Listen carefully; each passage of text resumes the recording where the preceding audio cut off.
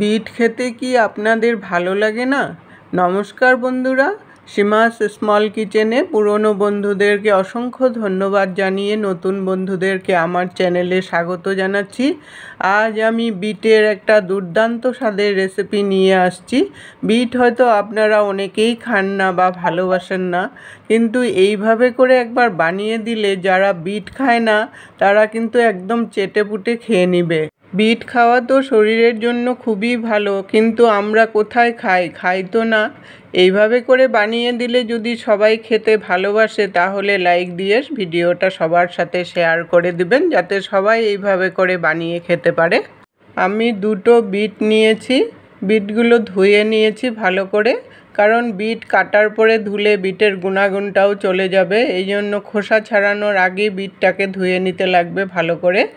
এখন বিট দুটোর আমি বোটাটাকে কেটে তারপর খোসাগুলোকে ছাড়িয়ে নেব। আমার চ্যানেলে যদি নতুন বন্ধু হয়ে থাকেন, চ্যানেলটাকে সাবস্ক্রাইব করে পাশে থাকা বেল আইকনটাকে ক্লিক করে অল অপশনে ক্লিক করে রাখবেন। ছোট্ট ছোট্ট রেসিপি পেতে হলে নোটিফিকেশনটা আপনাদের কাছে সবার আগে পৌঁছে যাবে। বিট দুটোকে আমি ছুলে নিয়েছি। এখন ছোট ছোট পাতলা পাতলা করে পিস করে কেটে নেব। এইভাবে ছোট ছোট পাতলা করে পিস করলে তাহলে পেস্ট করতে সুবিধা হবে। আপনারা ইচ্ছা করলে শিলনোড়াতেও বেটে নিতে পারেন। আমি সবগুলো বিটই পাতলা করে কেটে নিয়েছি। তারপর মিক্সিং জারে অল্প অল্প করে দেব আর পেস্ট করব। এই সময় যদি আপনাদের পেস্ট করতে অসুবিধা হয় তাহলে সামান্য পরিমাণে জল দিয়ে পেস্ট করতে পারেন। সঙ্গে দুটো কাঁচা লঙ্কাও দিয়ে দিলাম। আলাদা করে কাঁচা লঙ্কাটা দিলে মুখে পড়লে ঝালটা বেশি লাগবে। এইভাবে করে দিলে পেস্ট করে নিলে তাহলে ঝালটা আর মুখে লাগবে না। ঝালটা অবশ্য আপনাদের টেস্ট অনুসারে দিতে পারবেন। পেস্টটা আমার হয়ে গেছে, স্মুথ একটা পেস্ট করে নিয়েছি। মিক্সিং জারের থেকে পেস্টটা বাটির মধ্যে আমি ঢেলে নিলাম। এখন আমি কড়াই বসিয়েছি। কড়াইতে আমি 3 চামচ সরষের তেল দিয়ে দিলাম। রেসিপিটা কিন্তু সরষের তেল দিয়ে বানাবেন, তাহলে খেতে কিন্তু খুবই ভালো লাগবে। তেলটা ভালো করে গরম করে নিয়ে একটা শুকনো লঙ্কা দিয়ে দিলাম ফোড়নে। শুকনো লঙ্কাটা একটু ভাজা করে নিব যতক্ষণ না লঙ্কার একটা ভাজা গন্ধ চলে আসে। লঙ্কাটা আমার ভাজা হয়ে গেছে। 1 চামচ কালো জিরা দিয়ে দিলাম ফোড়নে। কালো জিরাটাও একটু সময় ভাজা করে নিলাম। কালো জিরাটা ভাজা করে নিয়ে 5-6 কোয়া রসুন আমি গ্রেট করে নিয়েছি, রসুনটাকে দিয়ে দিলাম।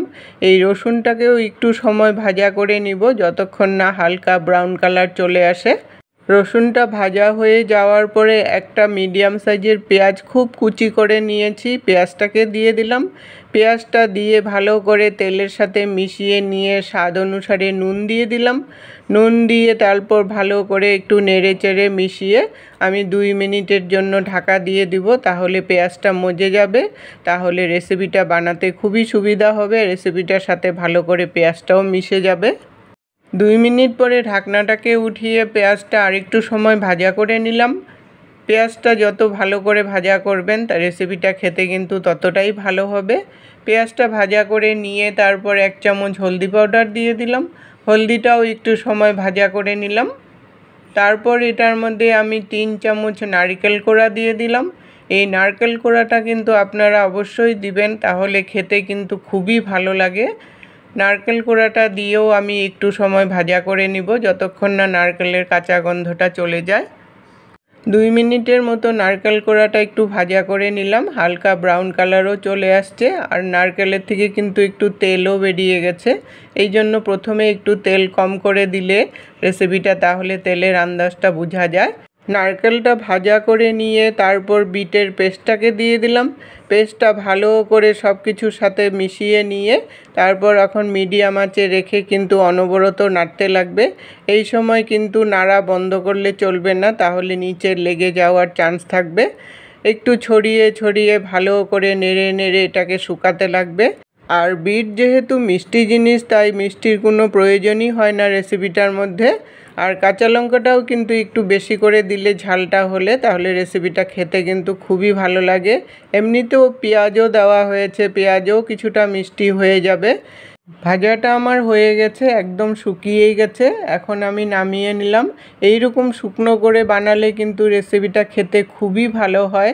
আপনারা বাড়িতে একবার হলেও ট্রাই করে দেখবেন।